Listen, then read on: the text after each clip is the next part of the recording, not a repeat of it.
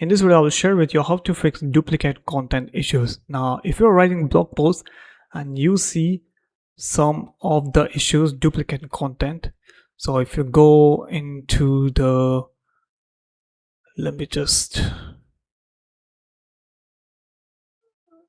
pages, and then here if you look at the issues, so currently there are nothing, but if you look at the duplicate content issues, if you face anything like that, what you can simply do is go and delete, put the articles to the trash and write another article, replace that URL and replace submit to the Google Search Console, which means what we are doing is we are submitting a new URL.